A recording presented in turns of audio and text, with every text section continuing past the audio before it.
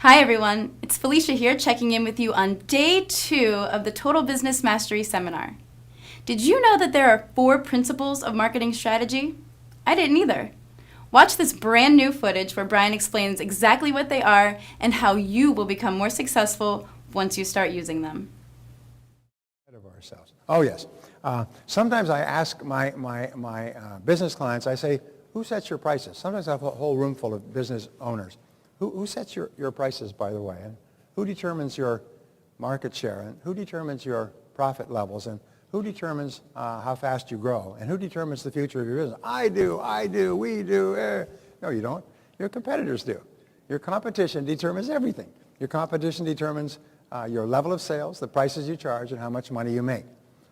I've done a lot of work on military strategy, and one of the great principles I learned in military strategy is that no strategy can be made independent of the enemy. In other words, you can't sit there and plan military strategy ignoring who your enemy is and where they are and how big they are and what their plans and intentions are. So no strategy in business can be made without thinking about your competition and who are they and what do they do and why do people buy from them and how can I get them to buy from me and how will they react if I get their customers. There's volumes of books in the libraries on this and I've got them all. There's one book called Competitive Analysis. It's this big by Michael Porter.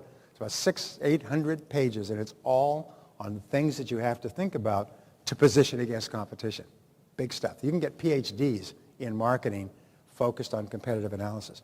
So the 4 principles of marketing strategy are these. Number 1 is your decisions in these 4 areas. Your decisions in these 4 areas determine the success or failure of your business. The first is specialization. Specialization is determining where you are going to specialize, which we'll talk about in your product or service. And I'll talk about this, I'll define it a little bit better. The second is differentiation. Differentiation is really the key to business. And they say that all business strategy is differentiation strategy. Competitive advantage is how it is that you are different and better than your competitors. Because human beings in the marketplace, customers, always want to know why should I buy from you rather than from someone else. And you'd better give me a better reason than your competitor does, or I'll buy from your competitor. And it's not personal. It's just I want to get the very best deal. As a customer, I want to get the highest quality for the lowest price. You tell me why I should buy from you, why you are giving me the highest quality, the lowest price, and if your answer is better than that of your competitors, I'll buy from you. And if it's not, I won't. And it's not personal. No emotion involved. We get emotionally involved because it's our business. So differentiation is the key. Is how and why and where are you different. Segmentation means looking at your market and saying who are the specific customers in the market who value my area of differentiation and who will pay more for my area of specialization than anybody else. So in other words, in every marketplace, and they say that all marketing today is segmentation, is segmenting and identifying those customers who are most likely to buy from you the fastest. And finally, there's concentration. Once you have determined your very best market segment for what you do really well, what you do is you focus all your energies on them. So let's look at this. Specialization says this is the product, service, customer, market, or area of technology where you focus all your efforts. We also say in specialization, it can be a product or service, it can be a particular customer that you want to serve, or it can be a particular market area that you want to work in. I'll give you an example. McDonald's. McDonald's customer is people who want to eat quickly, and they want cleanliness, efficiency, value, price, and pleasant surroundings. And so what they will do is they will offer every product that they possibly can for people who want to eat quickly, whether it's a salad or whether it's a shake or whether it's a type of coffee or whether it's, in other words, they're constantly looking for other products that they can offer to that customer who's in that market segment, which wants to eat quickly and efficiently. And they test continually. Very clear about that. So the next one is, look at that. Wow. Okay. And so differentiation is your competitive advantage, which you've heard me talk about, but you'll never hear me talk about too much. Because if you can identify and or create a competitive advantage and convey it to your customers, the dam will break. You can make more sales and more money in a year with a clear competitive advantage to your customers than you might make in a lifetime if your competitive advantage is unclear. So number two, it's your area of excellence or superiority. It's something that you do better than anybody else. And I sometimes joke, why is your product or service better? And they say, quality and service, quality and service, quality and service. We give quality and service. And people don't understand that that is only an answer if your competitors offer zero quality and zero service. In other words, other than that, it's not an answer. If a person says, well, you should buy from us because of our quality and service, they're saying, I do not have the slightest idea why anybody should buy from me. I'm a complete idiot, and I'm a danger to my company and probably to my whole society. So it's interesting when Steve Jobs looked at the BlackBerry, looked at all the cell phones that were out there, and he sent out with his engineers, and he said, I want a phone that you can activate with one button. They said it's impossible. All these other phones have all these other buttons you turn off and on. He said, I want a phone that you can activate with one button. And he kept sending them back and sending them back until they finally came with the one button. You activate it, put in your code, and bam, you have all your apps and you're ready to go. The game is on. One button. It's never been done before in history. Can't be done, can't be done, can't be done, can't be done. I want it done. And there's the phone. He said cell phones today should not be so darn complicated to start up, use, get around, and so on. I had a BlackBerry, and to get an app on a BlackBerry, which has far fewer than Apple, is almost like you need an act of Congress to get a damn app. I mean, you know what I'm talking about? They're so hard. And you go to BlackBerry, and I go to Apple, which my family and my staff got me into. Within half an hour, I had 30 apps loaded. I mean, it's unbelievable. You're loading them one at a time. Whoa! And now you can float the whole world. And the stuff that's on there for apps, just the free apps blow your mind, much less the paid apps. And now you have 486,000 apps. Think about that. But they make it easy. So Apple says you come to us, and it's easy. You can access everybody, anything, anywhere. And then they come up with the Apple II, and they put that video model on it, whereas you can actually hold it up, and you can talk by video to anybody anywhere in the world who has an Apple with the same facility. It's the most amazing damn thing. I mean, you look at it, it's almost like a kid. How can this be? So what is yours? And if you don't have it, you can't compete. But if you do have it, you sell 50 million sets and become the highest valued company in the world in 5 years if you can be really clear about an area of excellence that people want and will pay for. Your unique selling proposition. What is it that, and this is called your USP. Your USP is the one thing that you offer that no other competitor offers in the whole world. It's unique. What do we know about the word unique? Is it cannot be modified. It's the only adjective that cannot be modified. You can have more, and you can have greater, and you can have greatest, but you cannot have more unique or uniquer or less unique or uniquest. You have only one word, unique. Each person here is unique. You are not uniquer. You are not the uniquest. You are unique because there's only one of you in the entire world. So therefore, what is your unique selling proposition? I've worked with people, have spent hours to identify this, and when they finally identified it, their business went up 500% in the next 12 months. They could not believe it. They went from struggling to living in a big home, driving a Cadillac or a Mercedes, because they finally found it. And then all of your advertising, all of your promotion, all of your work is focused on conveying that USP to your customers, getting it to them so that they are clear what it is. And if it's what customers want and value and will pay for, they will line up around the street. Remember when they brought out the iPad?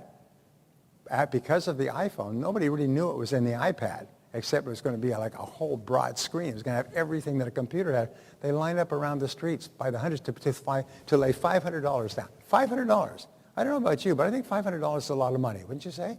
$500? These are poor people with flip-flops and sandals and tractor caps willing to put their $500 down to get this, because they didn't know what it was, but it's going to be like an iPod, an iPhone with a bigger screen, plus all kinds of other capabilities.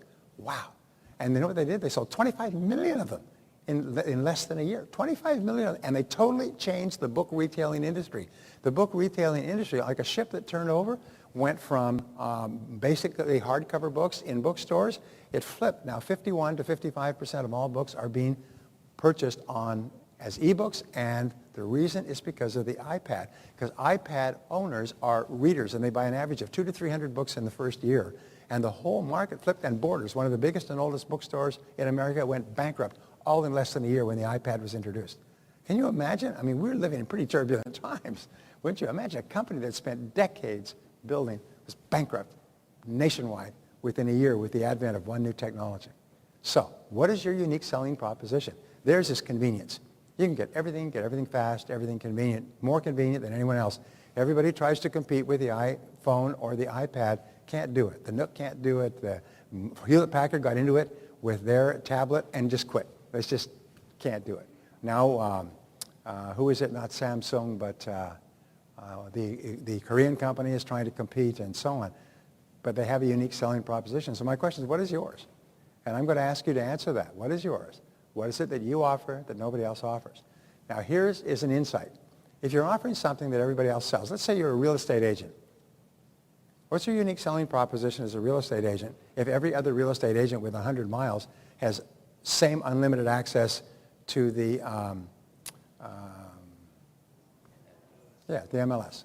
What is your USP? What can it be? What could it be? What should it be? Come on. Jeez. Well, the answer is yourself. Because the product is all the same. You don't even control the product. You don't even control the marketing. Everybody else can have it. So what makes top realtors, I work with top realtors. The average realtor makes about $25,000 a year. I work with an entire room full of realtors. The average income is $833,000 a year on straight commission selling. And they all started off with nothing, and they're now at the top of their field. And some of them make several million selling homes. What's the difference? Personality. Personality, preparation, punctuality, friendliness, warmth, follow-up, notes, phone calls, contact. In other words, they make a supreme effort to build a really high-quality relationship with a home buyer or home seller so that that person will never think of going anywhere else. I know because I've worked with some of these people in buying and selling my homes, and I would never buy or sell, buy or through anybody else but these people because they are so good at what they do. And every one of them started off on the street knocking on doors and dialing for dollars and made a decision that their unique selling proposition was going to be themselves. And you, as an independent business owner, can make that decision as well. Make the decision that I'm going to take such good care of my customers will never go anywhere else. I don't have to give them blandishments or discounts. I'm going to take such good care of them that they will eagerly come back to me. So number 4 is, where are you or could you be the best? Where are you or could you be the best? And this is the great question, because everybody here has the ability to be the best at something. Everybody here has the ability to be the best at something that people will eagerly pay for and tell their friends about. And your job is to figure out what it is. Your job is to figure out what it is and then do continuous and never-ending improvement until finally people say, you know, you're the best. You are really good at what you do. You are really good. Look at Lady Gaga. I saw her at the Grammy Awards as well. I don't know anything about Lady Gaga. I've never listened to a Lady Gaga song. She came absolutely from out of nowhere. She's 25 years old. She's one of the top 10 tweeted people in the history of the world. And she made last year $60 million. And where was she? Singing in nightclubs or bars 5 years ago? And she's an incredible entertainer. And there ain't nobody like Lady Gaga. You know what I'm talking about? It's unbelievable. Why? She knew what she had. And she goes to the extreme with her dress and her appearance and everything else. And she wraps it around a good voice. And just literally has taken over the world of pop music. So segmentation is, who are those customers who most appreciate your area of superiority? Who are your very best customers? You see, your best customers are really easy to sell to. They'll buy and buy again. They're happy. They like you. They come back. They bring their friends. They give you recommendations and testimonials. Whereas your worst customers, your customers from hell, you have to literally break your back to sell them anything. They complain all the time. They don't pay. When they do pay, their checks bounce, and you stand back and bounce it to you like a basketball. So who are they? What are their demographics? What are their psychographics? The demographics are things that you can observe from the outside. Age, income, education, family formation. Psychographics are what motivates them. And this is where the future is in your business. And every person has psychographics, and they have a key psychographic. I'll tell you this in a second. How would you describe your perfect customer? I do this, by the way. I said, imagine that you were at a social or business gathering, and you're networking, and someone came up to you and said, look, I know a lot of people in this community. How would you describe your perfect customer? Don't tell me what your product or service is. I don't want to hear. Just tell me, who would your perfect customer be in terms of their wants, needs, age, education, income, position? And so you would have to describe your perfect customer without mentioning your product or service at all. person would not even know what you sold. You described the customer. This is what this person is. This is what they are. Give you an example. IBM at one time had 80% of the world computing market. 80%. Then they made some mistakes. And now they have much less. But they had 80%. They had so much that the federal government tried to break them up for 13 years. They brought antitrust suits against IBM just like they tried to break up Microsoft. Finally, Reagan came into power. They started in 1970. In 1983, was brought to Reagan's attention. They said the federal government has been pursuing IBM in $50 million, $100 million lawsuits for 13 years. And what did they come up with? People buy IBM because they really like IBM, and IBM treats them really well. They said, well, if they can't come up with something on IBM, they have to drop the lawsuit. And they said, we can't come up with anything. The antitrust is supposed to be in favor of protecting customers. IBM's customers love them worldwide. Then drop the suit. They dropped the suit after 13 years. They did the same thing with Microsoft. They harassed them and harassed them and harassed them because they weren't giving enough political contributions. That was the major reason. They weren't giving enough political contributions. Finally, after years, they had to say, why do people buy Microsoft? Because they like the product. The product is good, and it's cheap, and it's flexible, and everything. So how would you describe your perfect customer? The point I was making with IBM is IBM realized that when they first started selling the 360 mainframe in 1964, the customer was really the president of the company making a major strategic decision, are we going to put everything in our company on computers? Because everything was paper at that time, you know. And so they would have to make their presentations to the senior executives of the company and work out all the numbers and so on. But as computers became more and more popular and they started to have PCs and desktops and so on, the whole decision-making shifted to the purchasing manager of the large companies. And so they had to focus and change all of their marketing so it focused it on purchasing managers. And they learned more about how purchasing managers think and walk and talk and eat and breathe and communicate and where they're educated and the size of their family and their income and their psychographics and demographics. And they focused all of their effort on purchasing managers and became the biggest selling company in the world. 80% of the world market because they knew their customer. I hope I'm making a point here.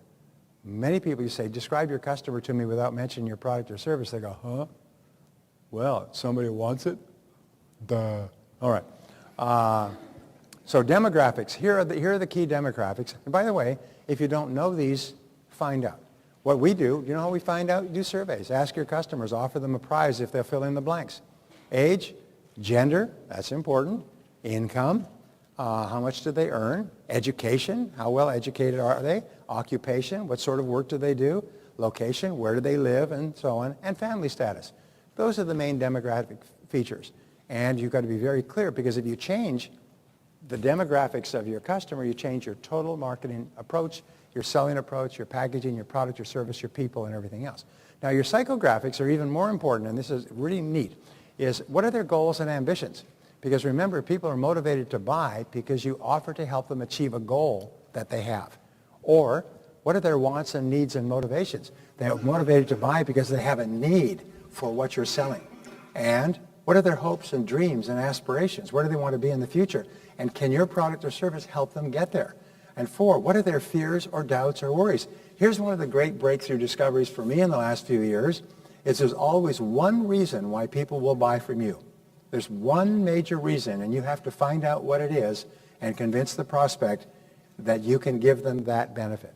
There's always one major fear that will hold them back. There's always one major doubt that holds them back from buying, and you must find out what that is and alleviate it. You've got to do both in every sale. What's the major reason? How does Brendan alleviate the fear of making a mistake of going to his program? How does he do that? Yes. Not only that, not only is the entire fee is refundable, he'll pay your airfare and your hotel. And he does, by the way. He'll pay your airfare and hotel for coming just to not waste your time because he's so confident in the value of his program. So in other words, he's making it a risk-free thing for you to do. What is the biggest risk that you have with Brendan's terms and conditions? That you'll really like it and won't want your money back. And you'll be out the money that you had paid because you really enjoyed it because you got your money's worth. Geez, that's a real tough downside. And number 5 is what is the problem to be solved? We call this PTBS, PTBS, PTBS, problem to be solved, problem to be solved, problem to be solved. People buy your product or service because they've got a problem to be solved, like a parrot. Problem to be solved, problem to be solved, problem to be solved. And a goal unachieved is a problem unsolved. A need unsatisfied is a problem unsolved. A pain not taken away is a problem unsolved. This is the focus of your business. What is the problem that you solve for your customers when they use your product or service? And you must know that with crystalline clarity. You know, like that in the movie with Tom, was it Not a Perfect Gentleman? You know the movie I'm talking about with Tom Cruise and not Risky Business with Jack. What does he say when he says, "Do you understand what I'm saying?" And he looks into the camera. He says, "Crystal." Right? That is what I'm saying crystal clear. He says, "It's crystal." Well, you must be crystal when you're clear, when you're thinking about what it is you do for your customer. And all your advertising, all your promotion, all your business is based around conveying that crystal to your customer so they understand crystal. You know how a cafe advertises on the side of the freeway or the highway? You're going down the road, you see a great big, it doesn't say mom and pop's best-selling meatloaf and family cooked food and come and visit us sometime. It says a big sign that says hungry, ? And the next one says turn at the next exit for the best food on the highway. In other words, they first of all get your attention, because if you're hungry, what happens? Hungry. You'll see that. It's reciprocal. Your reticular activating system will see that. You'll see that word hungry. Now it's got your attention. The next sign is turn here for food. You want food? Turn now. Real simple. So concentration is the fourth part. Concentration is where you focus your time, money, and resources. Remember the old saying, 50% of my advertising is wasted, but I don't know which 50% it is. Well, maybe 80%, 90% of advertising and promotional dollars are wasted. And if you can just increase the efficiency of your advertising by focusing your message with greater clarity on your best customers, you can get 5 and 10 times the response per dollar of advertising that you were getting before. So what are the best possible ways to contact your ideal customer? And this is moving very quickly today. It's shifting all the time. Second of all, what are the best possible media for you to use? Most of you use the internet exhaustively, but the internet is only one method of communication, and it's still small relative to all the other forms of advertising and promotion. I have a friend who does $35 million a year with radio ads, 60 to 120-minute radio ads to get people to phone a number where then they are interviewed and then sold into another telephone call where they are introduced to a product which takes them to another telephone call. That's $35 million a year with radio ads. So there's all kinds of ways. Imagine if you could run an ad, 60 seconds, and how do you test an ad? We're working with one of the top companies in the country. They develop an ad, they narrate the ad, they're happy with the ad, and then they run the ad in a tiny market, a small town. They pay $5,000, get 50 spots, and see what kind of response rate they get. They will run the ads 5 days a week. They'll run one ad on Monday, one ad on Tuesday, Wednesday, Thursday, Friday, and 5 different ads, and they'll see which one causes the phones to ring. And then they'll take that and they'll run it in New York. And what works in Podunk is going to work in New York at 100 times the scale. In other words, they debug the system, get a nice ad. And what if you could have an ad that would cause qualified people to phone you all day long? Phone you and call you and say, please, please, please, sell me your product or service. I've got my credit card handy. Is that possible? Say yes. It's being done all the time. Do you ever listen to radio? Those people are not advertising for fun. They're advertising because they're making a lot of money doing it. Hi everyone. Thanks for tuning into your virtual Backstage Pass. You just watched Brian explain the 4 keys of marketing strategy. Which ones will you be implementing? We want you to share what you've learned with us, so make sure you leave us a comment below. This concludes our Backstage Pass for Day 2 at the Total Business Mastery event, but if you want to see what happened over the past 2 days and get live streaming access to Day 3, click the Get Virtual Access Now button below. We've got great new segments to share with you on the 3rd and final day of your Total Business Mastery Backstage Pass, so please make sure you stick around, and we'll see you then.